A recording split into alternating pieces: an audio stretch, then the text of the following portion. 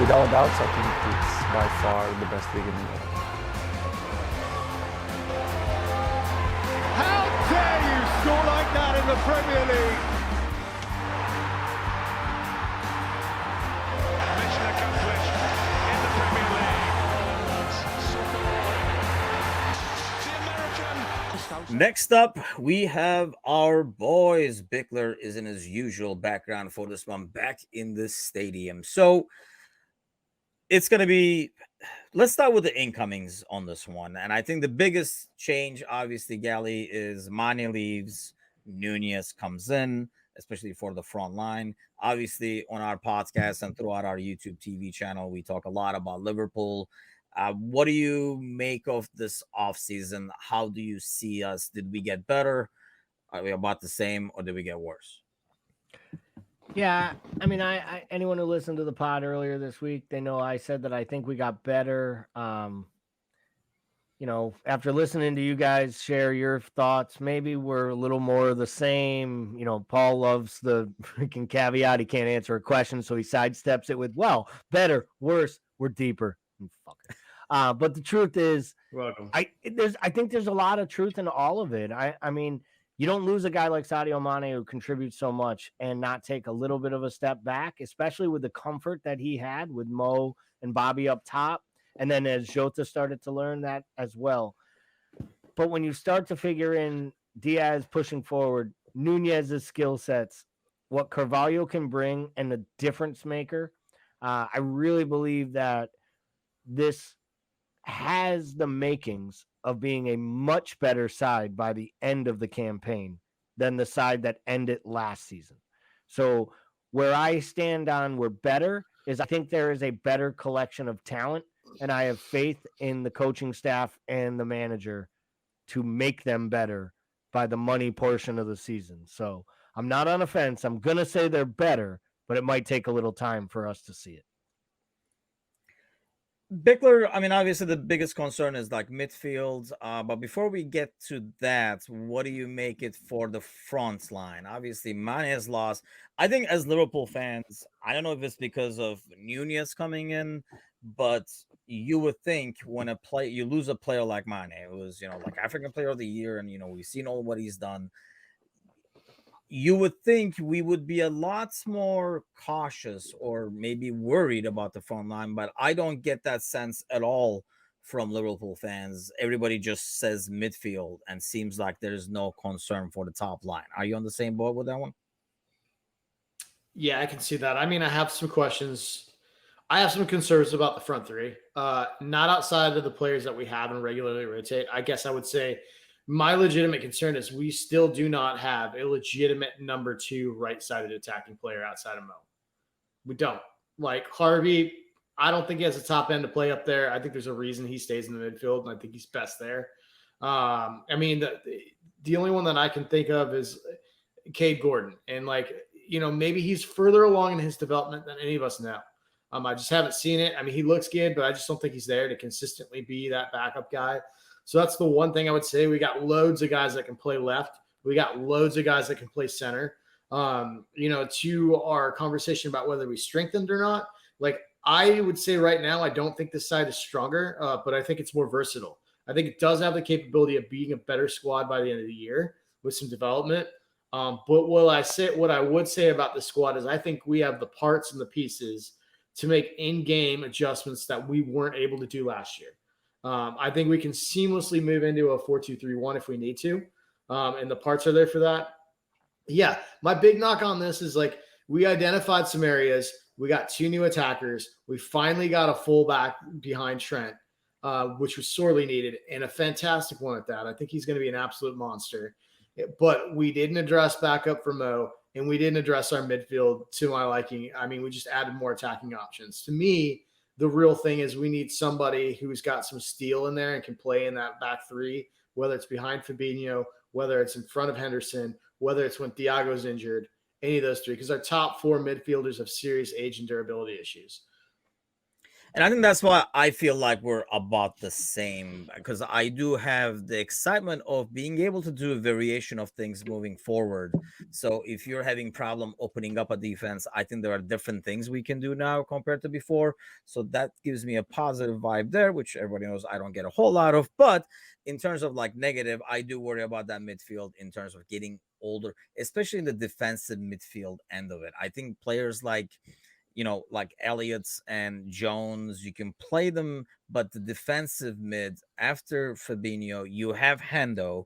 But I still do not. I love Milner, but I do not trust Milner in that position as much. So I still feel like we're pretty thin there in terms of like experience. Going to so to be able to kind of like judge the entire off season, let's look at the outgoings, Paul. Anything that sticks to your mind in there? Anything apart from, I mean, if somebody is not following us regularly, they should know that you're the number one fan of Divock Origi and president of the fan club. But aside from his loss, anything that sticks out to you over here? There's some small good business moves that just making like some small money on some small stock. I think we should probably just touch on our listeners. The reason that me and Divock have such a like kindred connection is we're both very like on the cutting edge of fashion. Obviously, we both that must be it. We both prepare for work the same way. Just showing up's half the battle, whether you look good or not. It's all end result stuff, right? I mean, so I look at this. Ben Davies for double what we bought him for is encouraging, considering the fact that I wasn't convinced he was a real player. I thought he was a hologram. So the fact that we were able to get double what we paid for him is good business. Rangers that are about to find out they bought a hologram for $5 million. I don't know. They're like, yeah. Oh man, wait till they figure out he's like digital currency. Wait, what? Like Taki, I mean, look, I love Taki, but like this is a good move for that kid. I'm happy for him. I thought he was a huge contributor when he was able to contribute. He just didn't have the body for the Prem, and he was just never going to get consistent minutes. And I think like that was just a case of like right player, right attitude, right tactical fit, just wrong like end result. Like, and that had a lot to do with just I think his physical makeup. So I'm happy he's going to go to Monaco. I think he's going to slay it in that league. Good money for Nico. I love that. Nico wants to be part of the national team setup, so he's got to be starting. And I mean, he's going to get that opportunity there. So good move for him. I liked him going forward. I don't think he was ever going to be good enough defensively for our system in terms of his discipline and able to get back and physically do the tackling that needs to be done there. So good. And of course, Sadio, we find out that Sadio's had an eye towards the future and out of here for over a year. And that makes sense to me. I think at the end of the day, I think Sadio wanted to be his own man apart from the legend that is Mo in the front three. And I understand that. Like, I don't think that's selfish on his part. I understand where he's coming from. I understand that move. At his age, I think that's great money for Liverpool to get for him. And we close that chapter and we move on. Do you think he will be, though, now that you mentioned that, before I go back to Galley? Like, he will be, I mean, Bayern, now that Lewandowski left, obviously that helps the cause in that sense, but will anyone look at Bayern, and unless he's killing it, and how much does he have to kill it to make Bayern his after what Lewandowski did over there? I mean, I don't think he's going to be the man over there, right? I don't think he's going to be the man at Bayern, but I think what was enough for him was probably the treatment he got from Bayern going out, right? I think that like he needed that in some weird way for his ego. And I'm also okay with that. Like, I mean, I think he just needed to feel wanted in that way. And that's not to say Liverpool didn't do a good enough job of making sure that we were grateful for his contribution and make him feel comfortable. I just think that he wanted a different experience. And I think that he wanted to be part of something different. And look, like when he says he wants a new challenge, I think we can read into that word challenge, right? Because you're going to go to Bayern. You're going to win the league, dude. You're good. Like, but I think at the end of the day, like, I think he wanted a change of scenery. The fact that he's getting paid out the wazoo certainly doesn't hurt. But yeah, I think that's a real thing for players that want to change the scenery when they're in a program for so long. I get that. I mean, money talks. I think it's a combination of money and wanting to change the scenery. I think I have a less of an issue where one, players are honest about it for the most part, and two, they have won what could be won. He's won everything that's possibly can win at Liverpool. So if it was a situation where, we never got to win the title or the Champions League or something like that, and he jump ship, I think to me, then it doesn't look like it looks a lot more about money. It's always more than half about the money. We all know that, but still, it kind of makes it more selfish and more about the money. Whereas I feel like when a player wins everything that can be won at a place, and when he says, "I want a new challenge," at least Gally, it sounds a bit more realistic than somebody who didn't win stuff and says, "I want a new challenge." Sure. It's like, wait, bro, we didn't finish the challenge over here.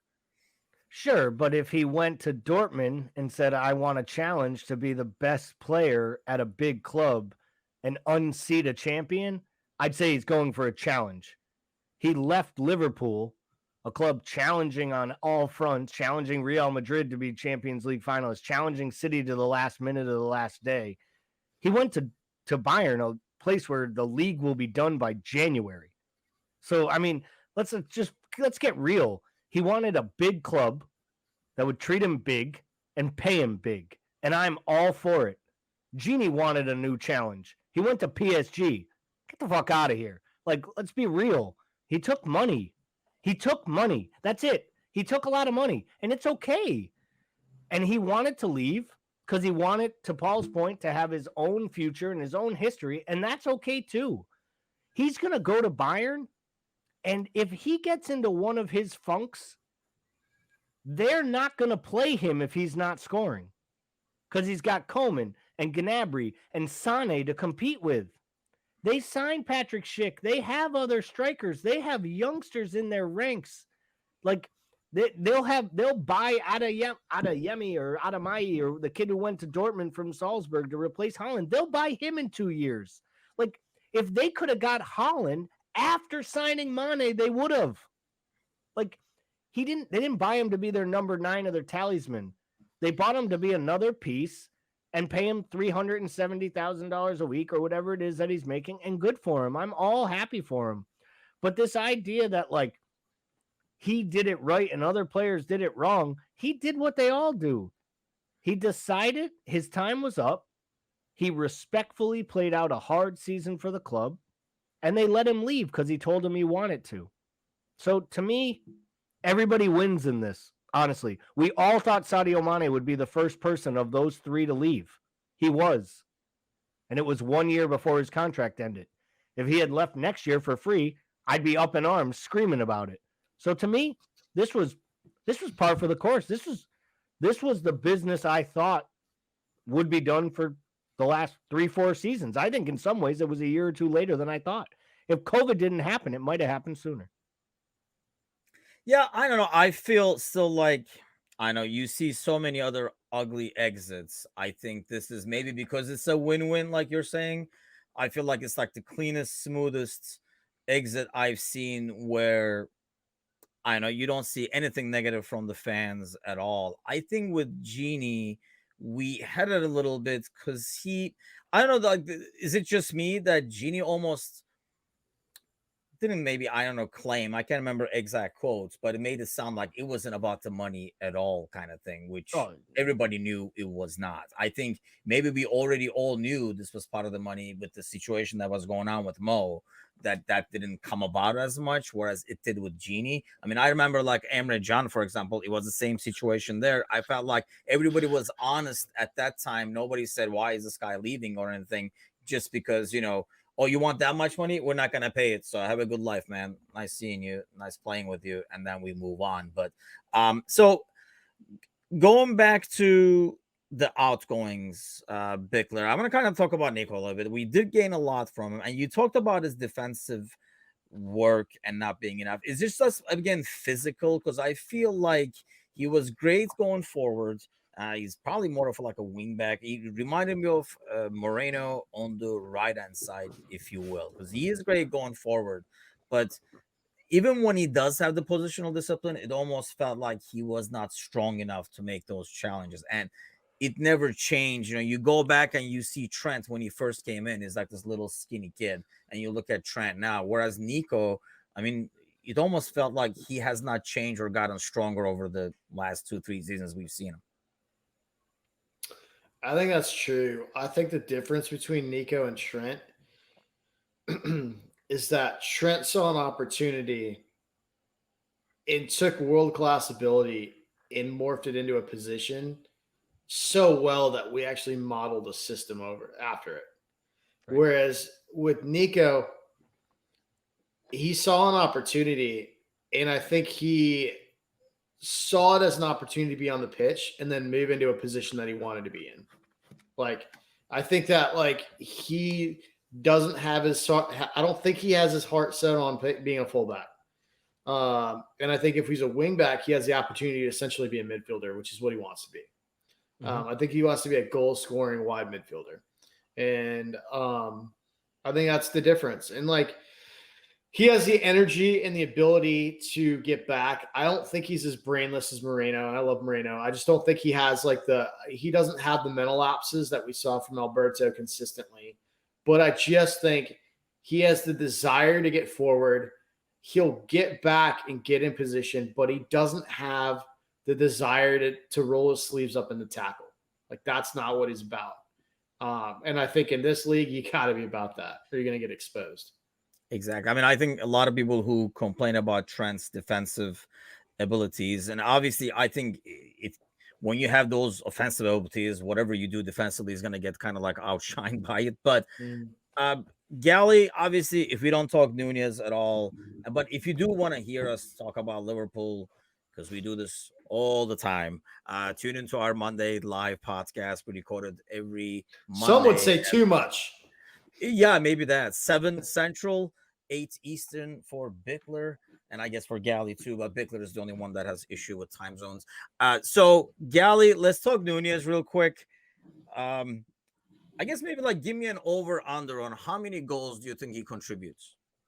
Well, first off, Bickler's not the only person with issues with time zones. If anyone's ever tried to watch some of the posts about what time a match is going to start on Facebook, you'll see a big old argument as someone says it starts at 2:30, and then everyone's like, is that in England? Is that in Boston? Is that in San Francisco? It's like, do you not have a goddamn internet? Look it up yourself, people. Look it up in your time zone. They'll tell you. All right. Sorry, off the soapbox. What was your question?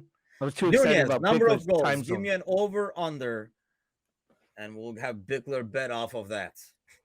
I'm going to go a little bullish. And this isn't as high. I think most people say 20 goals, 25 goals. He's a failure.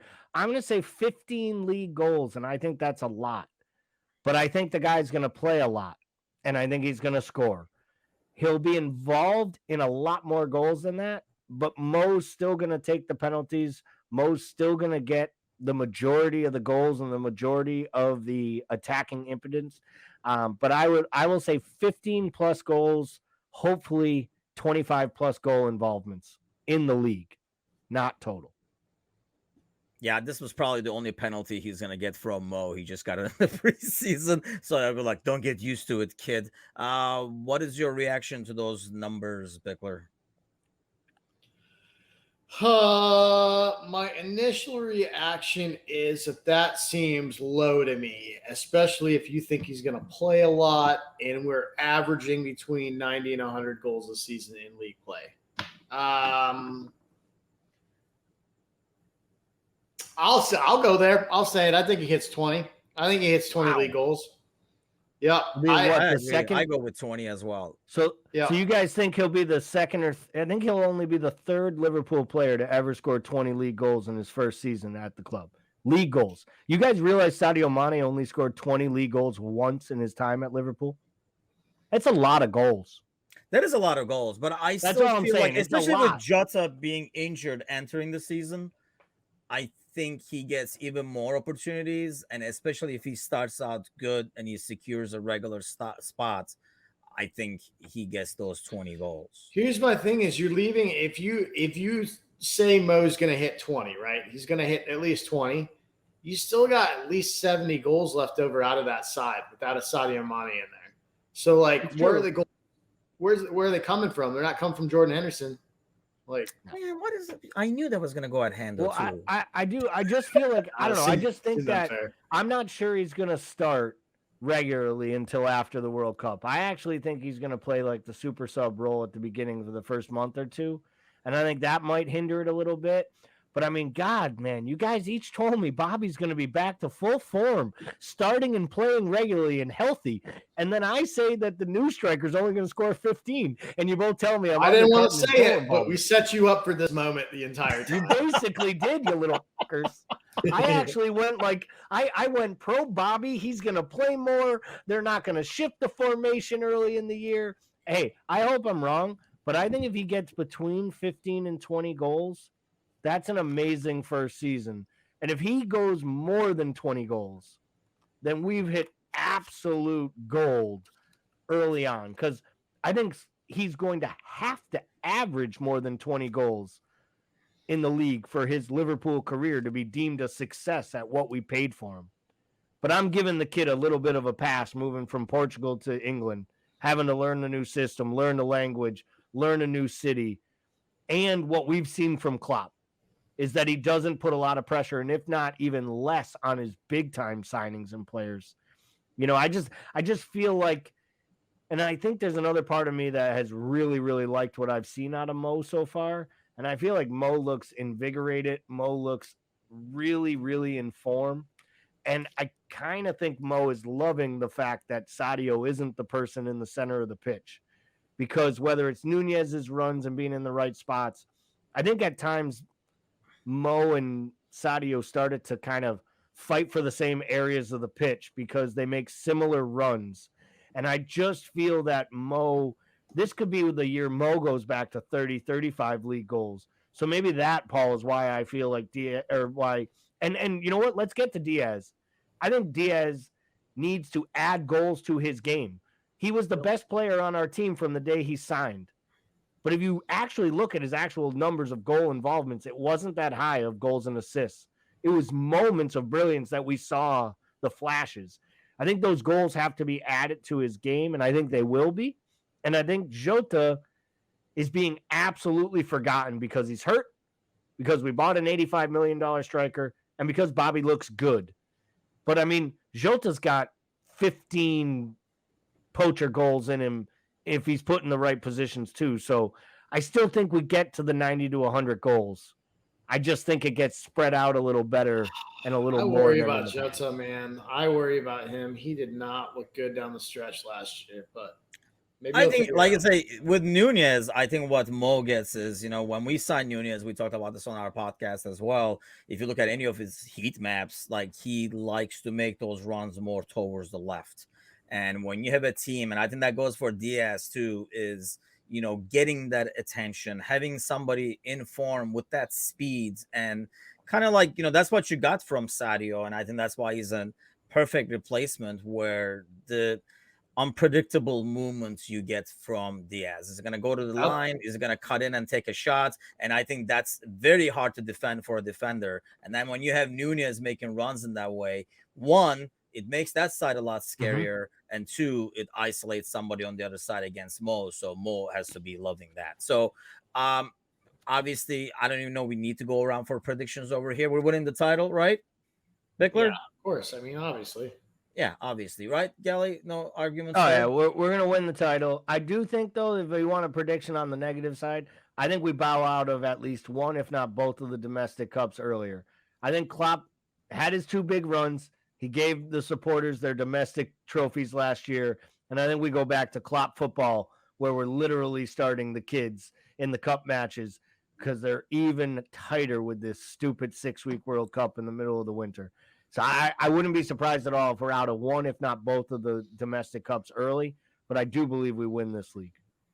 I honestly think, in some ways, our depth will help that. I mean, if there are no injuries, obviously, you look at the squad the way it is, you still have a top-notch center back pairing there and stuff. Obviously, if everybody's healthy, you have Costas, and you have like this Ramsey kid now on the right-hand side. So I think the depth is good. If we don't have any injuries, I think we'll make deep runs and maybe get some trophies there. But yeah, I think I agree with Gally. If the choice has to be made, I think those can be sacrificed now that, he put the check marks next to it in terms of trophies won for club. Well, no surprise here, guys. We were going to pick Liverpool to win the title.